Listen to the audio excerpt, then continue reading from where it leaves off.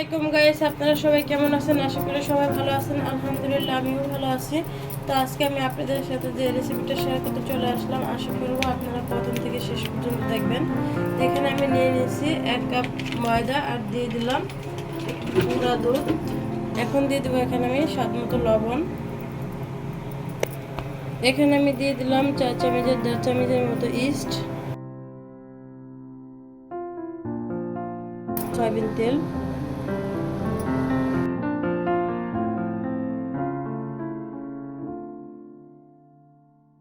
তো পিজার জন্য আমি এখানে দুটো বন নিয়েছি, চিকেন বন।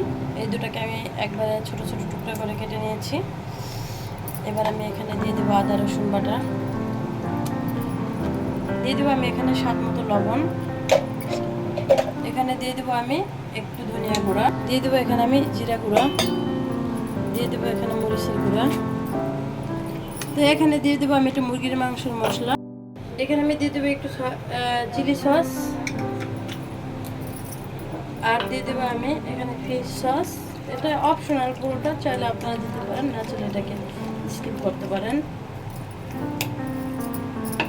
এখানে দেবো আমি একটু তিতলের চাটনি,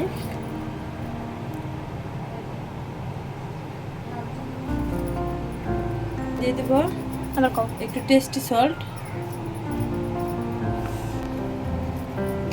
এবার দিয়ে দেবো সয়া সস।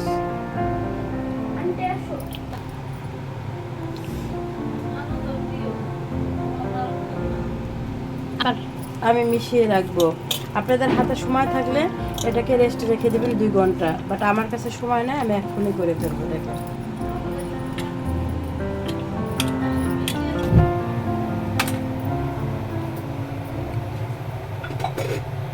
তো এখন আমি এখানে কিছু সাদা তেল দিয়ে দিছি, দিয়ে দিব রসুন কুচি।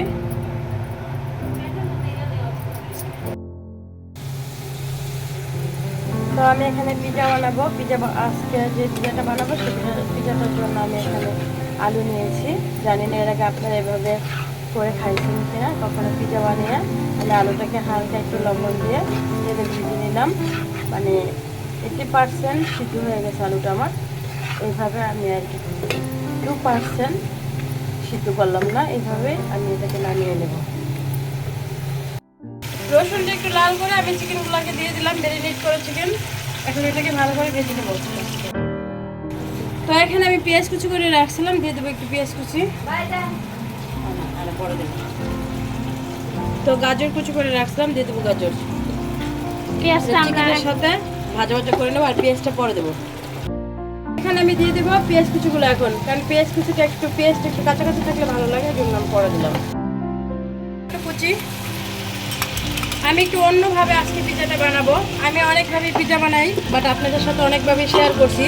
তো আজকের পিজাটা আমি একটু ব্যতিক্রমভাবে বানাইতেছি, সেটাও আপনাদের সাথে শেয়ার করতেছি। এখানে যেহেতু টমেটো দিচ্ছি, আমি আর একটু লবণ দিয়ে দিলাম, কারণ টমেটো দিলে লবণটা একটু লাগে, দেখতে সুন্দর লাগে, বাট আমি এই জন্য উঠিয়ে দিছি। আপনারা না চাইলে এটাকে সমানভাবে বানাতে পারেন, পুরোটাই আপনাদের রুচির উপরে ডিপেন্ড করবে।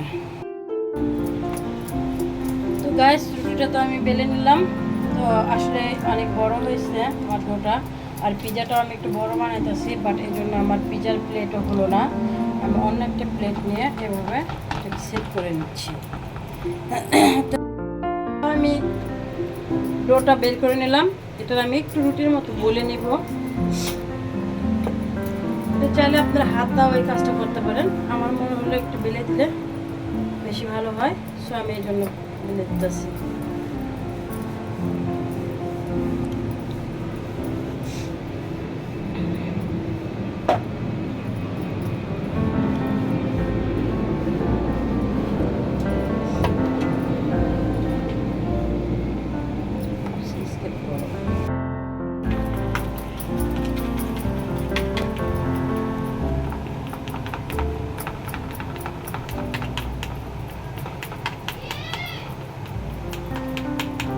তো রুটিটাকে এইভাবে একটু ছিদ্রি করে দিবেন কাঁটা চামচ দিয়ে, তাহলে রুটিটা ফুলে উপরের দিকে উঠবে না, আর আপনি ভিতর থেকে যে মশলাগুলো দিবেন রুটিটার গায়ে সম্পূর্ণ মশলাটা সুন্দর মতো লেগে যাবে।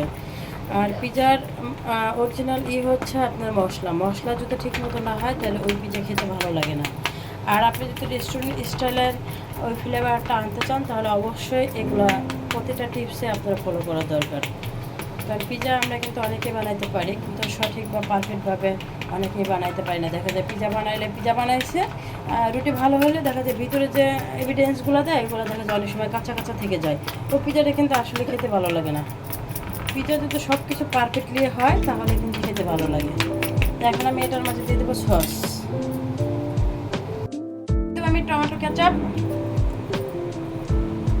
ক্যাচাপটা একটু বেশি করে দেবেন, পিজাটা খেতে ভালো লাগে টমেটো ক্যাচাপের কারণে। টমেটো ক্যাচাপটা সুন্দর করে এভাবে ছড়িয়ে দিব রুটিটার ভিতরে।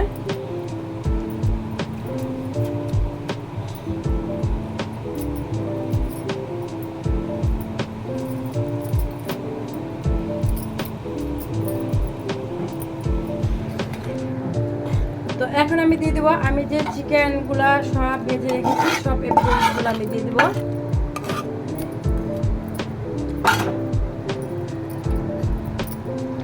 এইভাবে পিজা বানিয়ে একদিন খেয়ে দেখবেন, আর ভালো না লাগলে আমাকে এসে কমেন্টে জানিয়ে যাবেন।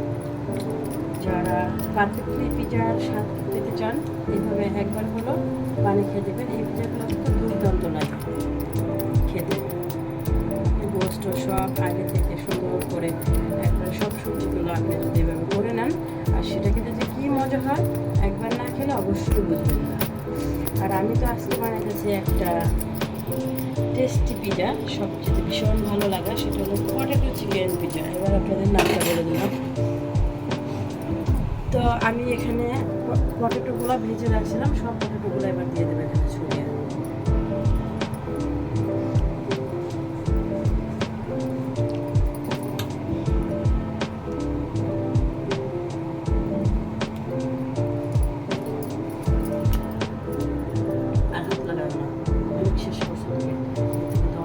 আমি দিয়ে দেবো এখানে চিজ কেটে রাখছিলাম, মজারেলা চিজ। এটা আমি সুন্দর করে ভেবে দিয়ে দিলাম। আসলে অনেক মজার এই পিজাটা। যদি আপনি কোনো রেস্টুরেন্টে খেতে যান কমপক্ষে আপনার কাছ থেকে 2000 টাকা নেবেন। তো ঘরের ভিতরে আপনি অল্প কিছু টাকা খরচ করে খুব সুন্দর একটা পিজা বানাতে পারেন। চিজটা আমার দেওয়া হয়ে গেছে। এখন আমি দেবো এখানে অর্গানিক পাতাটা, পিজার যে পাতাটা সেটা আমি এখানে দেবো। এটা না দেবো তো পিজার অনলি স্বাদটাই পাবো না আমরা।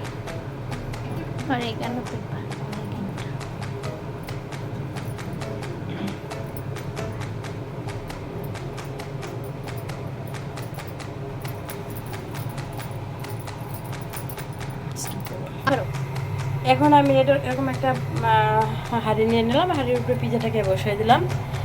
তো এটাকে আমি 15 মিনিট বা একটু তার বেশি হতে পারে ব্রেক করে নেব। তো গাইস পিজাটা আমার হয়ে গেছে।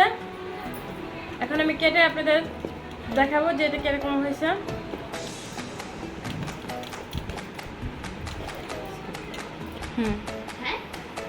সব বলো চিকেন পটেটো পিজাটা কেমন হয়েছে খাইতে? মানে এটা কি আলাদা কোনো স্বাদ, আলাদাভাবে মজা লাগে?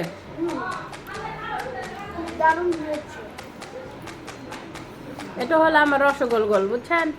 এই পিজার স্বাদটা কিরকম।